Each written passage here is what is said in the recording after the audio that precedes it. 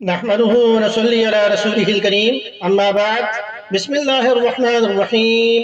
مسلمانوں کا خلیفہ سوم اور حضور اکرم صلی اللہ علیہ وسلم کے جلیل القدر صحابی حضرت عثمان غنی رضی اللہ عنہ کے نام پر آج بھی مدینہ منورہ میں کرنٹ اکاؤنٹ ہے۔ اتنا ہی نہیں بلکہ آپ رضی اللہ عنہ کے نام پر مدینہ منورہ کی میونسپلٹی میں باقاعدہ جائیداد رجسٹرڈ ہے۔ آج بھی حضرت عثمان غنی رضی اللہ عنہ کے نام پر بجلی اور پانی کا بل آتا ہے۔ اس سارے معاملے کا پس منظر کچھ یوں ہے کہ جب مسلمان ہجرت کر کے مدینہ منورہ پہنچے تو وہاں پینے کے صاف پانی کی بڑی قلت تھی۔ وہاں میٹھے پانی کا ایک ہی کنواں تھا جسے بیر روما کہتے تھے۔ یہ کنواں ایک یہودی کی ملکیت تھا جو مسلمانوں کو پانی انتہائی مہنگے داموں فروخت کرتا تھا۔ مسلمانوں نے رسول کریم صلی اللہ علیہ وسلم کو اپنی پریشانی سے آگاہ کیا۔ آپ صلی اللہ علیہ وسلم نے فرمایا، کون ہے جو یہ کنواں خریدے اور مسلمانوں کے لیے وقف کر دے؟ ایسا کرنے پر اللہ تعالیٰ اسے جنت میں چشمہ عطا کرے گا۔ اور عثمان غنی رضی اللہ عنہ نے اس پر لبیک کہا اور یہودی کے پاس گئے۔ یہودی چونکہ اس کنویں کا پانی بیچ کر اچھی خاصی آمدن کما رہا تھا، اس لیے اس نے اپنا کنواں فروخت کرنے سے انکار کر دیا۔ اور عثمان غنی رضی اللہ عنہ نے یہ تدبیر کی کہ یہودی سے کہا کہ پورا کنواں نہ صحیح، آدھا کنواں مجھے فروخت کر دو۔ آدھا کنواں فروخت کرنے پر ایک دن کنویں کا پانی تمہارا ہوگا اور دوسرا دن میرا ہوگا۔ یہودی لالچ میں آ گیا۔ اس نے سوچا کہ عثمان غنی رضی اللہ عنہ اپنے حصے کے دن میں پانی زیادہ پیسوں میں فروخت کریں گے، اس طرح اسے زیادہ منافع کمانے کا موقع مل جائے گا۔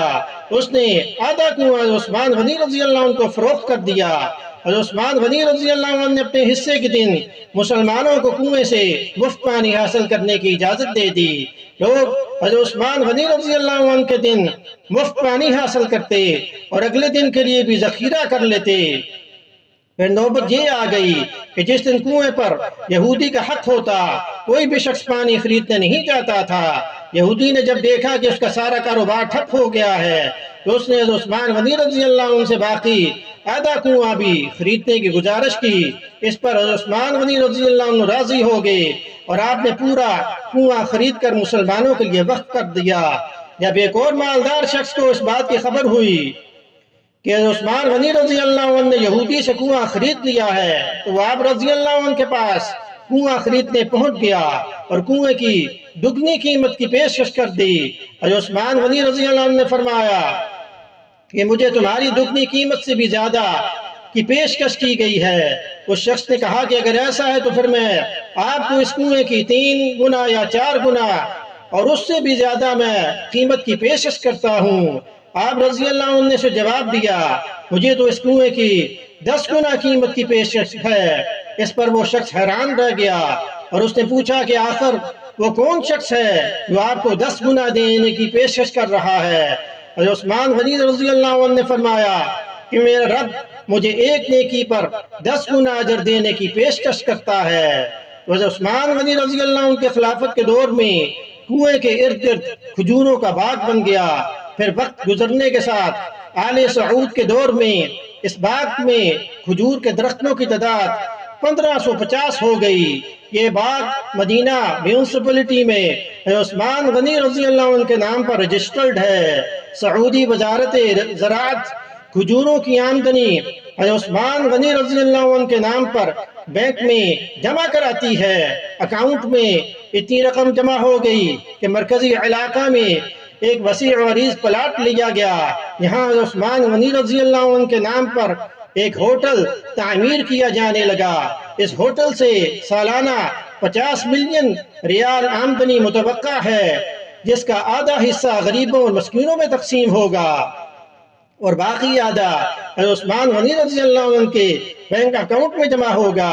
عثمان غنی رضی اللہ عنہ کے انفاق کو اللہ نے کیسے قبول فرمایا اور اس میں کیسی برکت عطا کی کہ قیامت تک آپ رضی اللہ عنہ کے لیے صدقہ جاریہ بن گیا، جس کی دستاویزات آج 1500 سال بعد بھی موجود ہیں اور یقیناً رہتی دنیا تک رہیں گی۔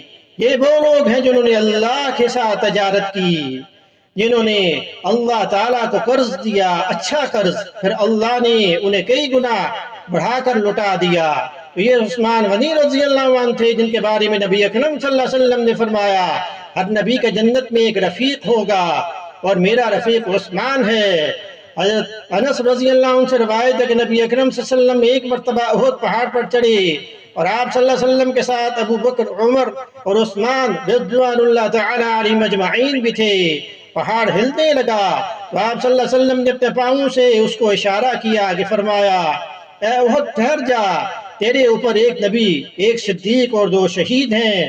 حضرت عائشہ صدیقہ رضی اللہ عنہ فرماتی ہیں کہ رسول اللہ صلی اللہ علیہ وسلم نے عثمان غنی رضی اللہ عنہ کے متعلق فرمایا کہ میں اس شخص سے کیوں نہ حیا کروں جس سے اللہ کے فرشتے بھی حیا کرتی ہیں۔ صحیح مسلم میں اس کو روایت کیا گیا ہے۔ تو اللہ پاک ہمیں ان صحابہ کرام کے نقش قدم پر چلنے کی توفیق عطا فرمائے، سنت پر عمل کرنے کی توفیق عطا فرمائے۔